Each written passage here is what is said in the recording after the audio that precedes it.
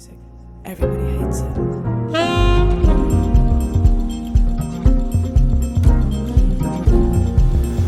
Hey guys, this is the Halfway Home podcast. I'm Tim Baroldi. I'm Max Falconer. And welcome back to a new episode. This is going to be episode 2 of us. Yeah, hopefully you enjoyed the last episode. Yeah. We got some good feedback on it, some good advice as well. Yeah, true. So I'm going to stop putting my hands into my pockets. But get your hands out of your pockets. Yeah. We got some new chairs, if you noticed. Yeah, some comfy chairs. A bit more relaxed, so we can have a bit more open body language for you, all you viewers. A bit more eye contact, right? Yeah. So after rewatching the podcast, dude, do you feel cringe as well, hearing your own voice? I think I've grown a little bit of numbness towards hearing my own voice. I posted a lot on TikTok this year, and I still struggle to watch the videos back, but editing the videos and hearing my voice so much, I've just accepted that I have a whiny voice. Well, for me, especially with the German accent, right? Yeah. It sounds so goofy sometimes. I listen to it and I go dude, why are you saying it that way? I think you definitely care about it a lot more than everyone else. Yeah. That's what I've noticed. No one cares about my voice that I've talked to. They all say no, it's... I think you always do, right? Yeah. You always care more about yourself and about, all the bad things going on.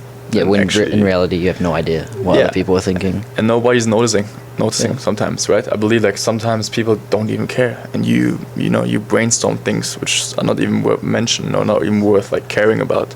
Yeah, and you catastrophize in your brain, and at the end of the day, it's not your job, it's not your task to try and control what someone else thinks about your voice, because it's not controllable, right? Yeah. And I think this is where growth starts to, just accept the things you can control, right? Yep. Don't control the things which are uncontrollable. But sometimes it's the human mind is just constipated to care about things which sometimes we cannot control, right? Yep. And I believe it just starts with those easy things. I think something that I have thought about a lot this year, especially analyzing my time in the States, is wondering whether it's all worth it. Do you ever get those feelings while you're over here? Because obviously it's a big sacrifice that we make coming over here. We've talked about how it's such an awesome opportunity and the good things that come out of it. But at the end of the day, you are leaving your parents behind. You are leaving all your friends behind. And you're kind of venturing out into another country where you can't really control the environment that you're thrown into. You don't really know nothing about it. Or at least from my perspective. Both the schools that I've gone into, I didn't really do enough research and was kind of thrown into the deep end and kind of just had to work it out. So do you ever get that feeling you question whether it's worth it? Because we are here for 4 years and the majority of those years are spent here on campus. But to be honest, dude, I had many encounters where I asked myself, is it really worth it, right? Yeah. Do I really want to choose that life over a normal life in Europe? With my friends, with my homeboys, with my family. What does a normal life look like? But I think since I'm invested in playing soccer so much, right, and it's it consumes my day, I put pressure on myself, and I feel sometimes I put so much pressure on my life that I cannot enjoy it. So for me, it's not normal, right? And I know it's wrong to think that way, but it's just the way I am sometimes. And a normal life for me would look like to do everything what I want, right? And that for me would mean only play soccer if I really want to. Do whatever I want whenever I want, right? Obviously, everybody has stuff to do and money to earn and all that, but I think, dude, just living it up with my homeboys, going to party whenever I want, playing soccer whenever I want, doing the job I want. For me, bro, I would love to work as a barkeeper, as a bartender. Okay. I would love to work in a Zara, in a clothes shop, jamming to the Zara house music, talking to some boys about clothes and all that. Just have a normal life. What's stopping you from doing that? There's dopamine sometimes, this feeling of soccer. I enjoy it. Okay. And it kind of changed. You could play soccer back home. I can do, but then also I believe for what I want to do, I think in education, a college degree would look really good on paper. Okay. I think it will help me. That's why I'm doing it. I'm not doing if I wouldn't care about the college degree, I think I wouldn't be here. You could go to college and play football back home though. Yeah. Yeah. Well, I could do that as well. Yeah.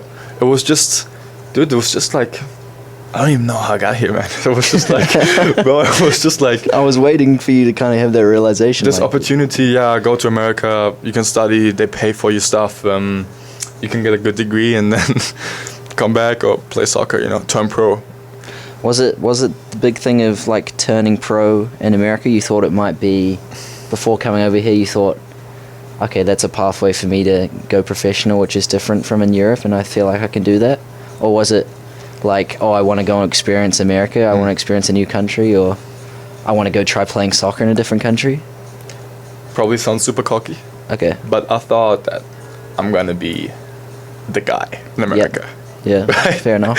So I was thinking like, okay, but then if Germany doesn't work out, why do I not just go to America and kick some ass, you know, and Yeah. be the star player and go to the MLS in 2 years? That is something that's not talked about enough, Yeah. especially with you European guys. Yeah. You come over here and you think that the level's shit because America is not great at soccer internationally. And then people get a reality check. Like, I got it as well. Like, Yeah. especially mainly because those top teams have a lot of Europeans in them and they're all good and they all think the same thing, so they're highly competitive. But the level of Division 1 college soccer is like, It's not bad, dude. it's getting a lot better, and it's really good. It is. I think it's really especially because you have in the top schools, you have good players from all over the world, Yeah. right? Like if you look at those schools, UNCG last year, for example, I mean, we were ranked most of the year, and Yeah. we had 3 Americans starting. Yeah, in it's the very starting similar to 11. where I came from as well. Yeah, like we had 8 players from all around the world, right? And we had guys from Europe, but we also had guys from Ghana, from Africa. Yeah. We had a guy from Japan who was a player of the year. Yeah. So I think that the recruiting right now, like an actual D1 team is actually good. And it's like, it's no longer 18 to 22 year olds. Like, you don't come in freshman year 18 years. Well, obviously there's a lot of people who still do that, but it's becoming more normalized to have like 20, 21 year old, 22 year old freshmen, and they play to their 25, 26, 27. True. So you're playing, this is college soccer. I know at the NAIA level as well, it's really become this thing where you're playing against grown men. It's grown men playing against each other, you know? D2 in Florida. Yeah. If you would look in the D2 in Florida, man, you would be shocked. I went for a tryout at West Palm Beach 2 years ago, Okay. and I didn't know they did tryouts in college soccer. I didn't know too.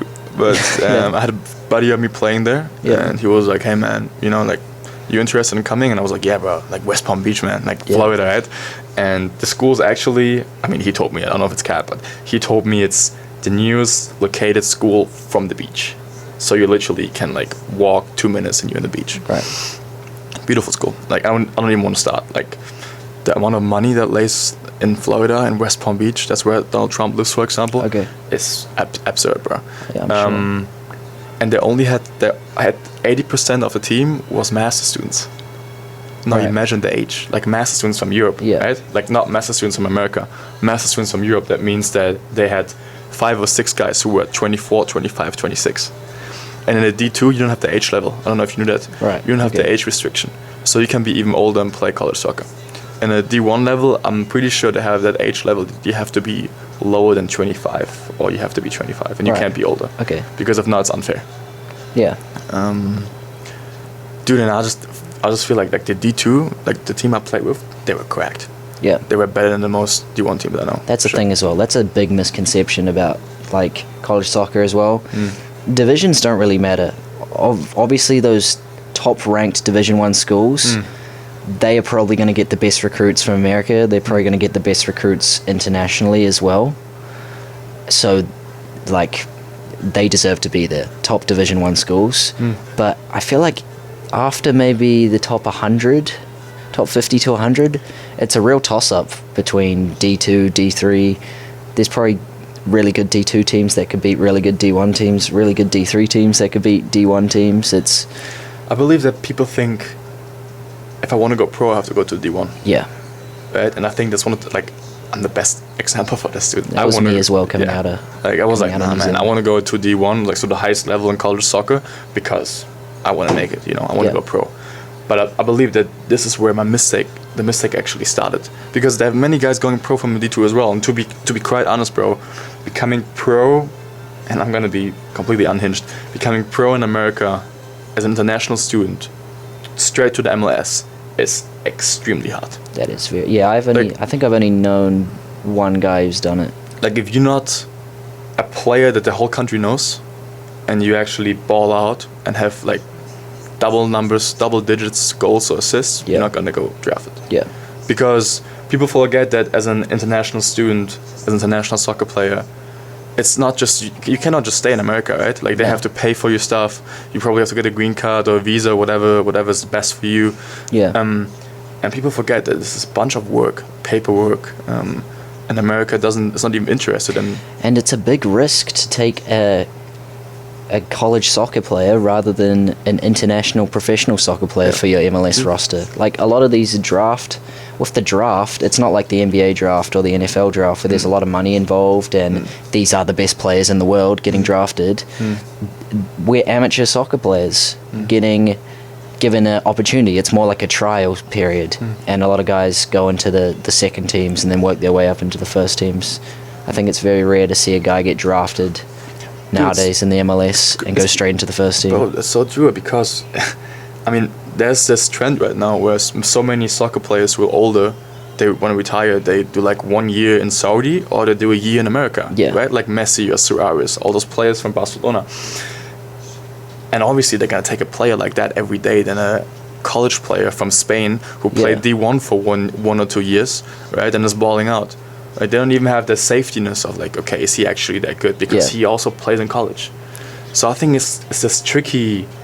It's so tricky to describe college because the level's not bad, but you're also not good enough to go to go straight pro. I think it's a kind of a weird situation as football, soccer gets better in the US and it's growing and the MLS is becoming a more competitive league, that college soccer is kind of in this weird stage where I don't know if it's really going to fit in within the next 10 years, because the MLS is going to keep getting better, the quality of players are going to keep getting better, and college soccer used to be more of a platform for the MLS because it was still developing and college players could go in and compete. I don't know if like as the level of college soccer is improving, it's going to be harder for college players to get into that league as it's getting more competitive.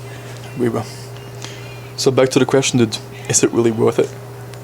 Yeah, I think talking about Florida and D1 and D2, that's something that you really have to take into consideration when you're picking a school to come to, because your quality of life in Florida, football aside, taking football out of it, it's like where you are, you're probably going to have a better quality of life in Florida than you're going to have in Clinton, South Carolina. That's where we are right now.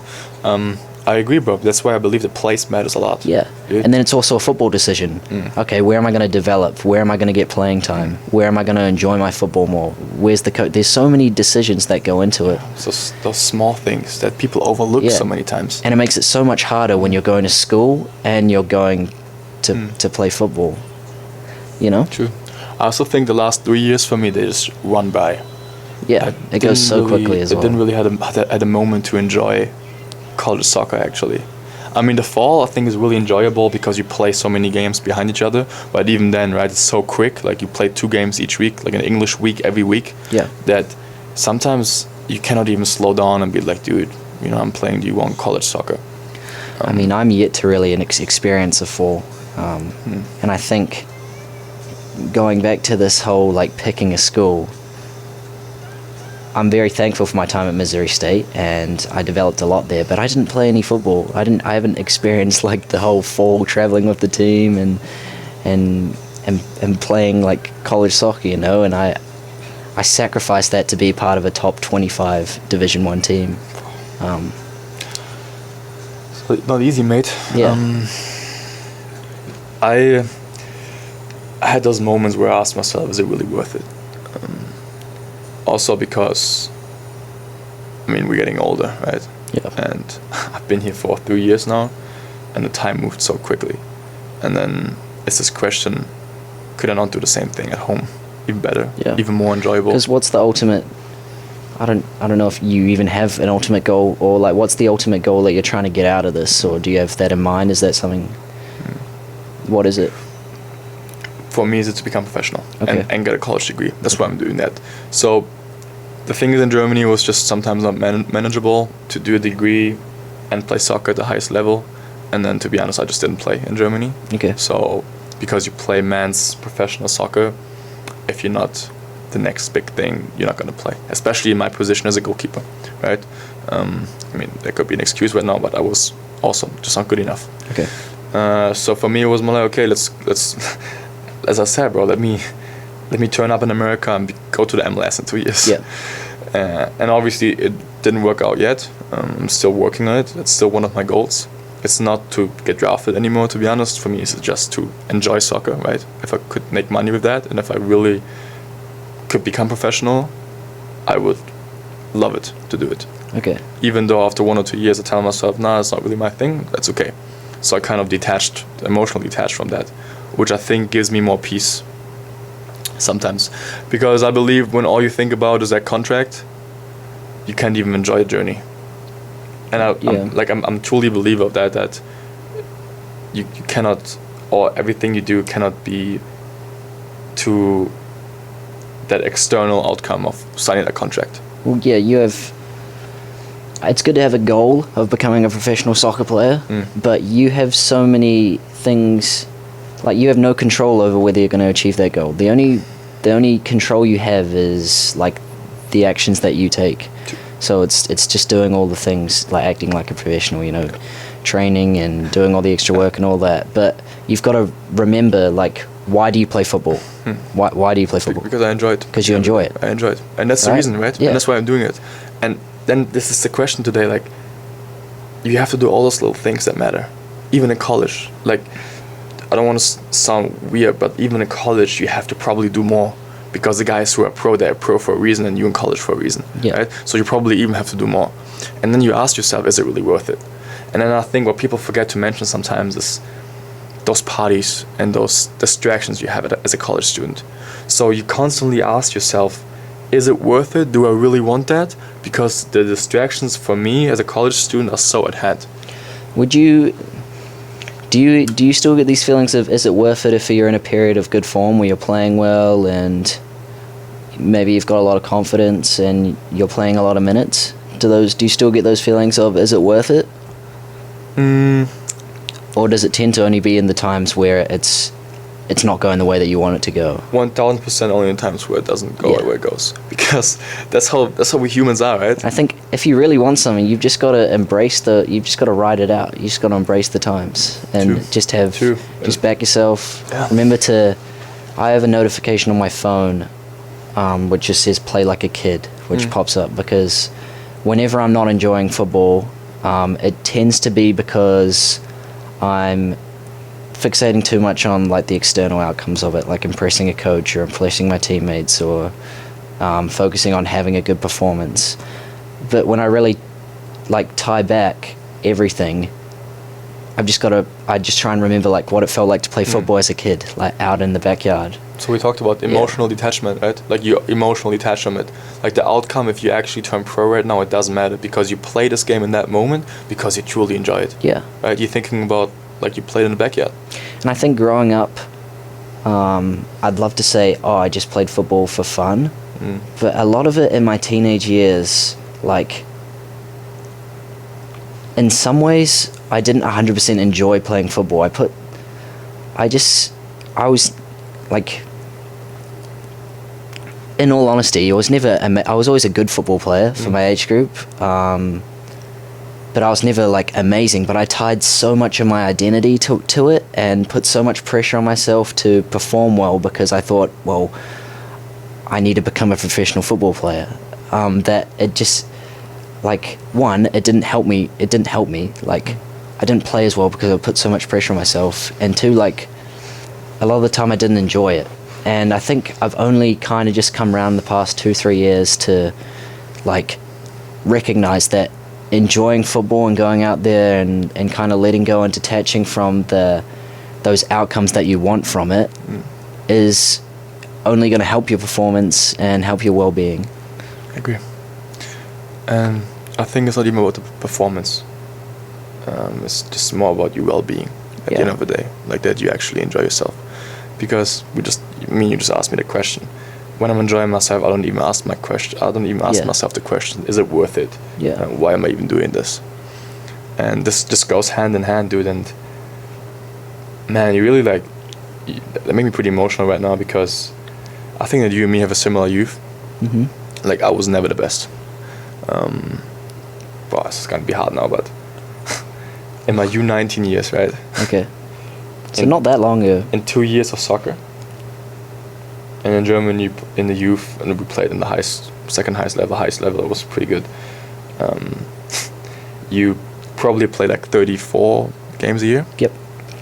And out of those 68 games with like cup, probably like 75 games, I played 1 game. I bet it hurts your ego to say that. I bet it hurts, yeah. Crazy, yeah. And out of this, I had this rage. Like, I had these emotions of complete rage. Like, for me, it was like a burning fire, bro. Because boys making fun of me, being the third choice goalkeeper, like, it did something to me that I think nothing else in the world would have made me the person I am today if that wouldn't have happened. Like, this was literally for me going to hell, because I was extremely emotional. We talked about this when I was a child. When I was in my youth as a teenager, I was so emotional, and I just didn't understand why I didn't play. But at the end of the day, on paper, I wasn't good enough. The other guys were better, right? Yeah. But I was working my ass off, dude. And I mean, you know my work ethic. If I say I'm working my ass off, I mean I work my ass off. I probably never missed an extra training. Like, we're not even talking about the normal training. I never missed an extra training. Every time somebody said, "Hey, let's go shoot," I was there. Right? I asked my coach, "Can I stay longer? Can we do something?" And I kind of like developed that mindset that I have today because of that pain. And now imagine you're a 17, 18-year-old guy and you play 1 match in 2 years of professional soccer. And then the match I played, right? So I obviously was only a matter of time till I actually turned good. It's kind of funny, right? Like, I was pretty bad compared to other goalkeepers. Right. But because of all the work I put in there, like, hard work never lies. Like, so many people say that, but I believe it's so true, bro. Because at the end of the day, if you really put in the work and you mean it, with all honesty, you will get better. And then I had my first game in the second year of my U19. And I just got also the second or third string goalkeeper in the first team, right? So I was like training with the first team, which was for me a big thing, because the year before I was being overlooked by everybody. So I played the first 45 minutes, got a call from the first team head coach, who said, "Tim, we need you. We don't have a second goalkeeper." So, and I got my debut in that day against a good team in Germany, and I remember this so clearly. We played that team, and I was like, "Yeah, bro, like, you earned that one. Your first start." After 45 minutes, I conceded 3 goals, and a hat trick. And coach came to me at halftime and was like, "Tim, we gotta sub you off." Wow. And I was like, "Why? Like, why, dude?" And he was like, "Yeah, the first team coach just called me. You gotta go into the goalkeeper's coach car right now and gotta drive 20 minutes to the stadium." We talked about this, like 15,000. I thought he was going to say, "You were shit, you conceded 3 goals." No. that would have been, dude, that would have broke me. Yeah. Sure, but that was like, okay, man. And then I was sitting at the bench on the first team. Wow. For 90 minutes. And that's how my U19 career actually ended, because after this COVID hit. Right. And then we didn't have any more games. So what I want to come back to is, and I think many players and athletes feel the same way. After this, I played 1 year in the men's league, in the 5th league, right? So I didn't came straight to America. I kind of like developed a little bit as a man. I became a man, but also as a soccer player. And I had that transformation because I played it to prove people wrong.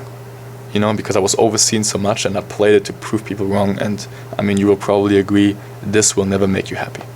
Yeah. Like, if you're trying to prove people wrong, and you have that need for external validation, well, it just destroys you at the end of the day. because you're doing it for show. You don't do it for yourself. Yeah. And you will lose motivation sooner or later, because you will be there and be like, dude, I'm actually saving the ball for him, not for me. Yeah, it's definitely not a sustainable motivation or sustainable way of, making yourself do something or perform. Yeah.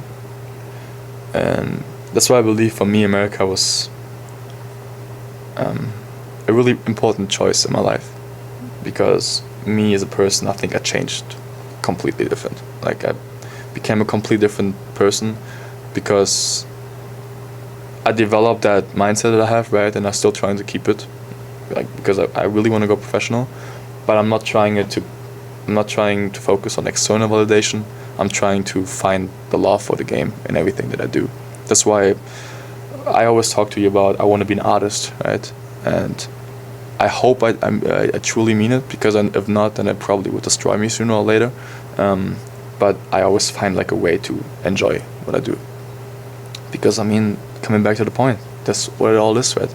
Yeah. That's the only thing that makes it worth it, is to actually enjoy yourself. And I think this goes out to all the kids in the youth system. Like, please enjoy yourself, and also all the guys in college. Like, enjoy yourself. I know people talk about, like, there's this kind of culture where you have to sacrifice enjoyment to get the things that you want. I don't know do you think that applies? I think to a certain degree, yes. What do you mean? Like, sometimes you have to sacrifice, like, enjoying something to get where you want to go in it. So I think I agree with it more in the sense, like, you have to sacrifice, like, that instant enjoyment and those instant gratifications in order to get somewhere where you want to go. Like, it's not going to be easy. Like, going out and training and being a college soccer player is not going to be so insanely enjoyable all the time. Especially in those hard times, right? Like, that's how you grow as a soccer player and as a person. Like, playing against people who are coming into a program as a freshman and playing against a bunch of guys who are a lot better than you, and training with a bunch of guys who are a lot better than you, and not getting reps. Like, that's not going to be enjoyable, but it's probably going to be needed, and it's probably you're now met with this confrontation that you have to outperform other people, and you have to make the most of the reps that you're given. And, like, that's good things. Those things aren't so much enjoyable, but as long as you can tie it back to, at the end of the day, like, this is what I love doing. Like, this is just part of it. Like, at the end of the day, I love playing football. It's not, I hate playing football now because I'm not getting the game time I want, or any of that. Dude, I think that's how I look at it. That's so true, but it's so hard. Yeah. I think that's, for me, the most difficult thing. Especially when we're kids, bro, and, like... Yeah. Or, we're not kids anymore, be a kid but again, man. Like, when you're 18, 19 years old, when that stuff happens to you, like, it's very easy to look and create excuses and blame it on other people, blame it on the coach, blame it on, he's more favored than I am. Like, and I think now we're at this age where we've naturally just grown out of that, or just through our experience, we've got to a point, like, no, you have to take personal accountability for it. And sometimes you're just in a situation where you're not at that level. And do you agree with me? Yeah, I agree. And I still stick with my point. I think it's insanely hard to manage that. Yeah, definitely. Because especially when you are, I don't want to say traumatized, but when you've been through times where you didn't play, it does something to you. And you constantly remind yourself, sometimes that's what I do, that you got to be better, right? You got to be better than him, because you compare yourself, and that's also where social media and all that is not really helping us. Yeah. Because you automatically compare yourself, and it is the thief of happiness. I believe it is, because it makes you feel like trash. That's the thing about a team sport as well. Like, you're competing with a bunch of guys that on your team, you're competing against a bunch of guys on the other team. Like, you're competing, and that just naturally comes with comparison. Sure. And I wonder have you done anything, or do you tell yourself anything to stop, like, those feelings of comparison? Has anything helped you over the past Maybe if it was like tapping into another sport or tapping into something else in your life. I'm a firm believer of self-talk. Okay. So I always try to talk to myself loudly if I recognize those feelings, and I do them. You know, I mean, you just talked about it. It's just inevitable. We just all do it, dude. Yeah. But I'm trying to observe myself. I told you what I do. The strategy of observing myself from an outside perspective. Like I look at myself like I would be, I don't know, an outsider looking at myself. Maybe like a friend looking at Yeah. you And I would be like, dude, to give yourself advice. like all you do right now is your ego.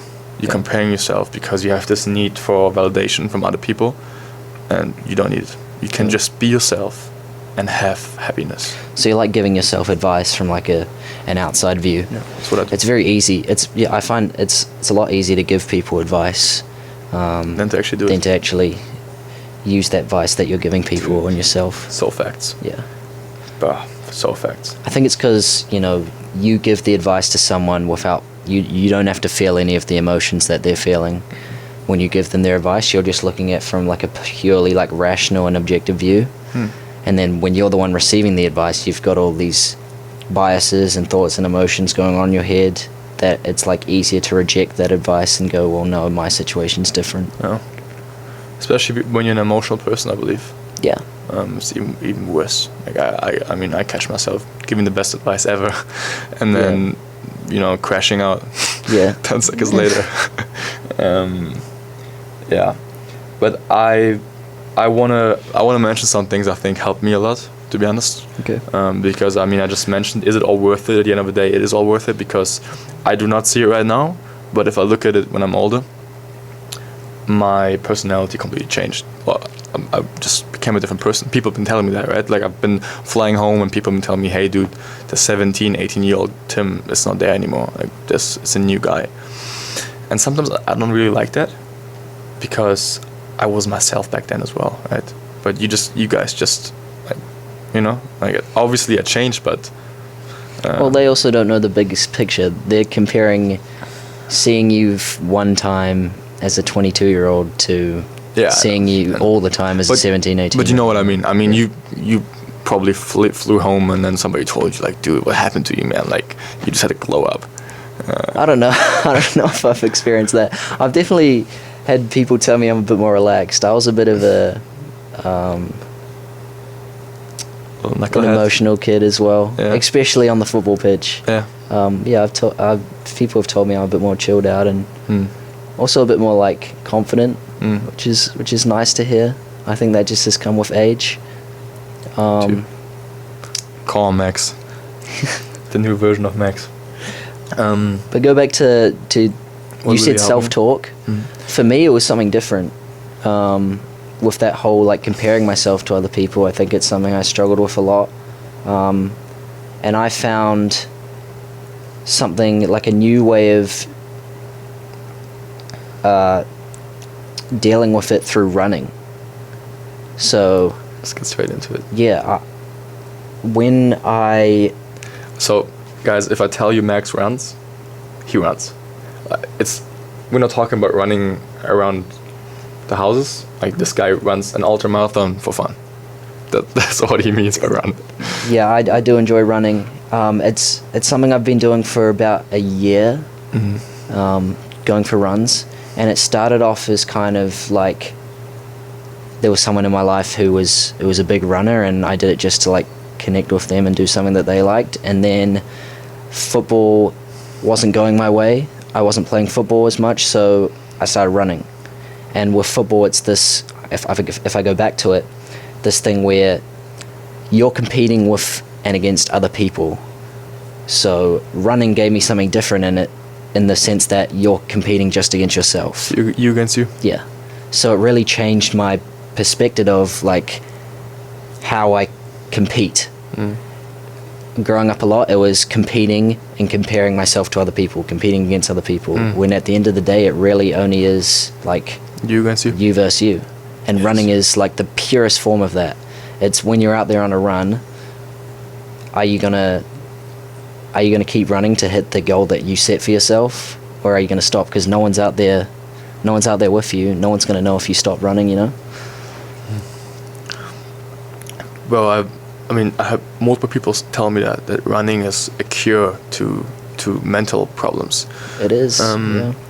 And I mean, I'm not a big runner, but what I always see or like observe is that when I run, I come to this point where I don't want to go anymore. You don't want to go anymore, yeah. But you are able to go, right?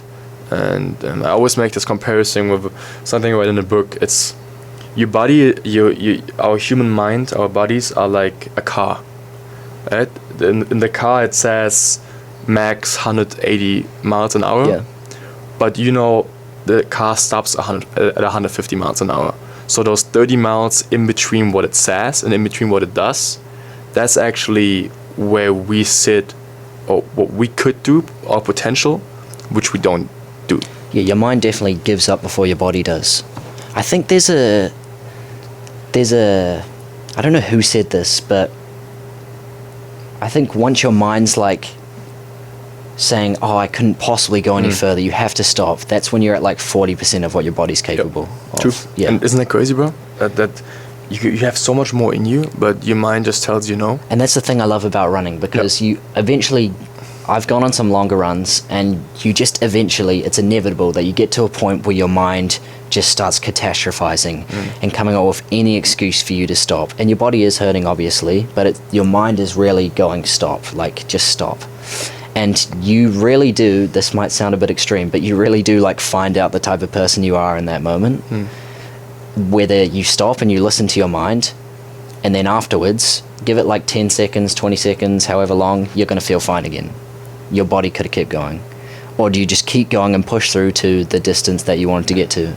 And after you do that, if you push through, you get this insane sense of accomplishment, which I don't think I've ever really got from football, which is weird to say, but it was really like that sense of accomplishment that I got from beating myself, from beating that voice in my head, which is like, it's probably the most fulfilling like sense of or feeling that I get, and Enjoyment. it's like, it's kind of a high that I get off running.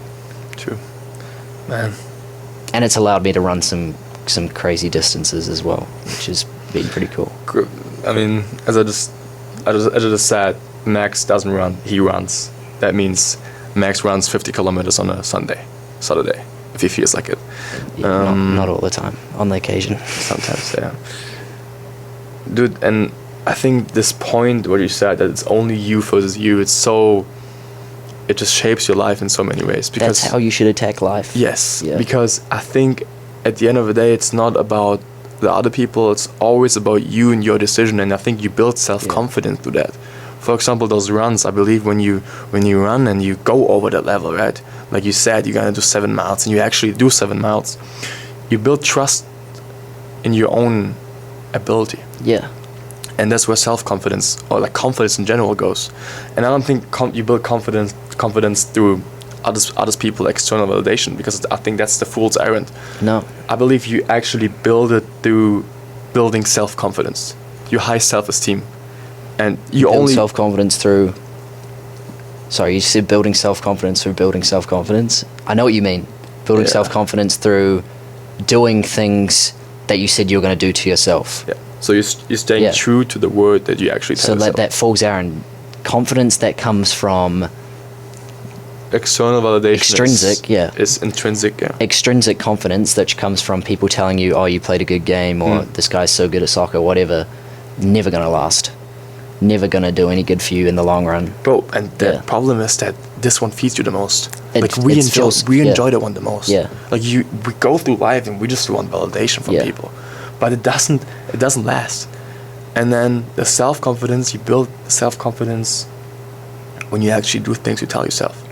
And that's what I'm trying to do a lot. And I read this in so many books, dude, or like in videos I watched.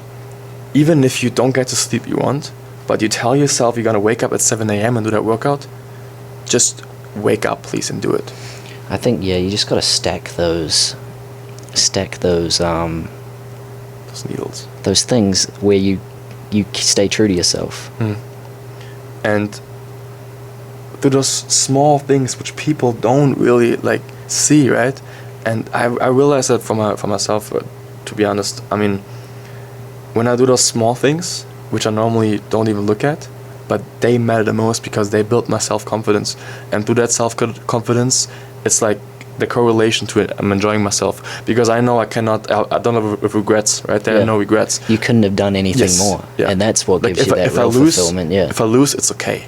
Like, I'm not gonna rage about it. I'm not gonna be mad about myself because I knew I gave it everything I have. But if you're cheating yourself and then you don't get the thing you wanted, Yeah. and then no one's giving you that validation or whatever, it's like... And that's what I think what it means to be a pro.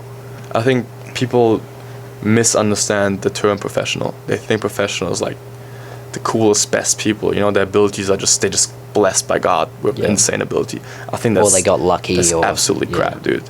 Like, those guys just have extreme self-discipline. And self-discipline doesn't mean you're gonna go work out twice a day because you just do it to get better.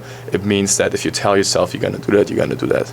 Right? So if I tell myself I'm gonna go to bed at 9, I'm actually gonna go to bed at 9. Yeah. Is it achievable every time? No, because things happen. But I think this is what happens, right? When you step by step gain confidence through those small steps which people overlook.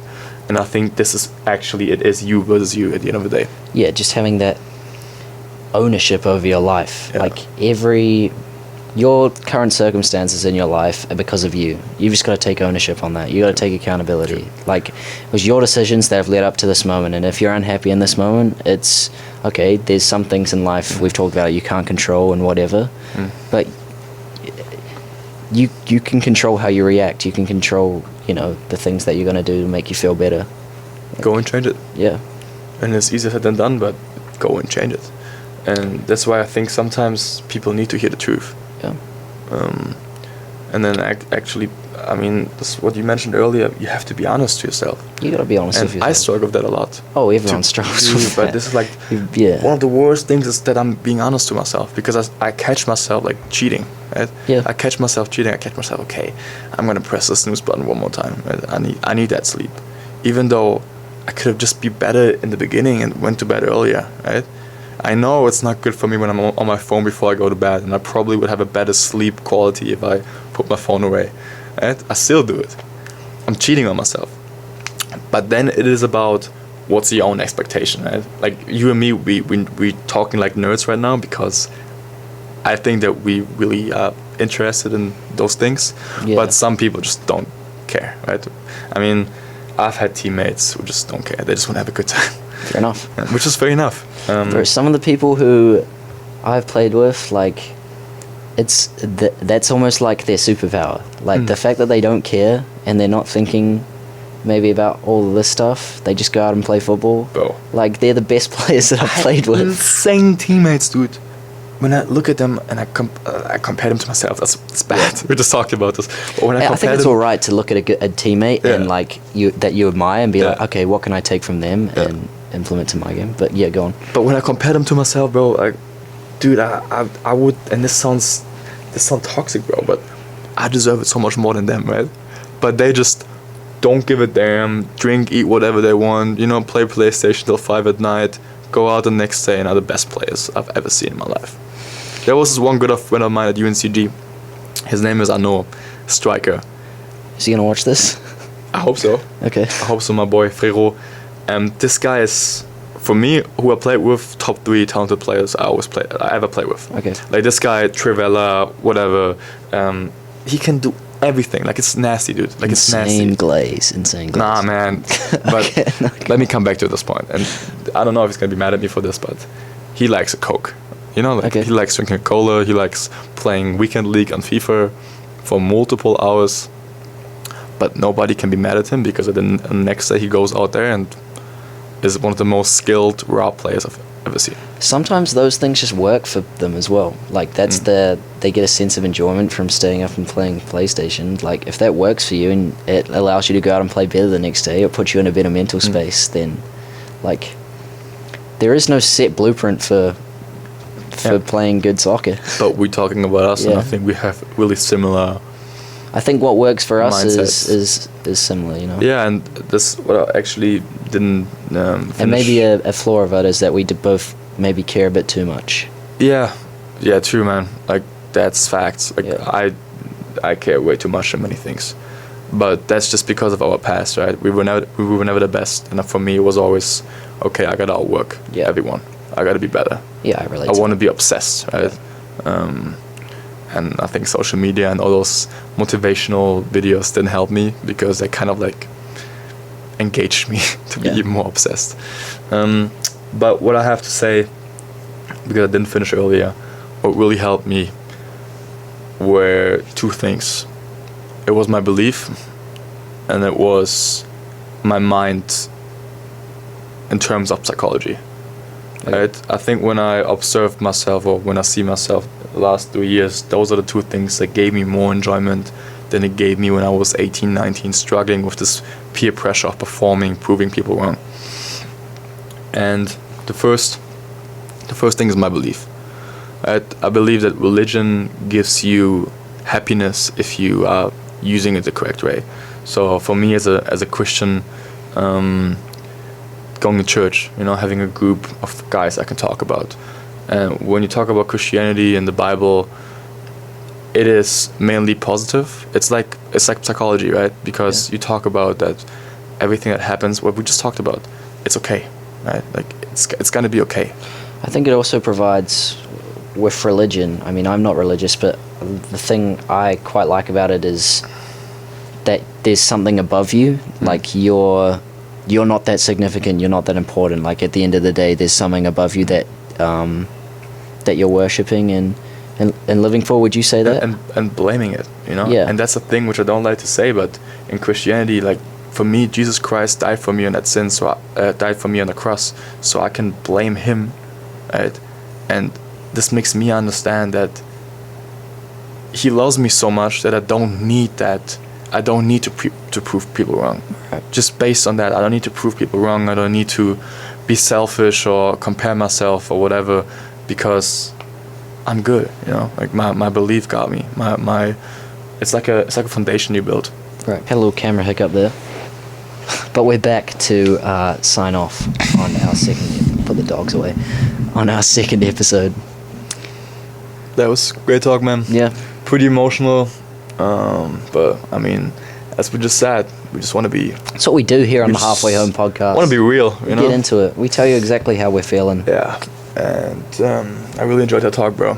I think there was some really deep things, and how people can, just see themselves in us, maybe, and find similarities. Yeah, I hope people can relate to us. I hope we're not the only people that think like this. Yeah, I think many people do actually, and. I hope you maybe use some tricks from Max and me, right? If it's a law of assumption, a law of detachment. Go for a run. Go for a run.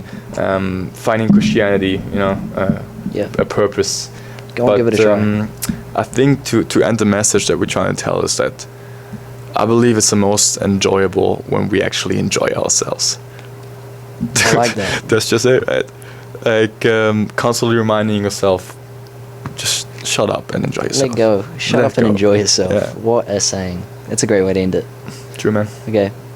Thanks, guys. For anyone listening, shut up and enjoy yourself. We See you next time. See you next time. Bye-bye.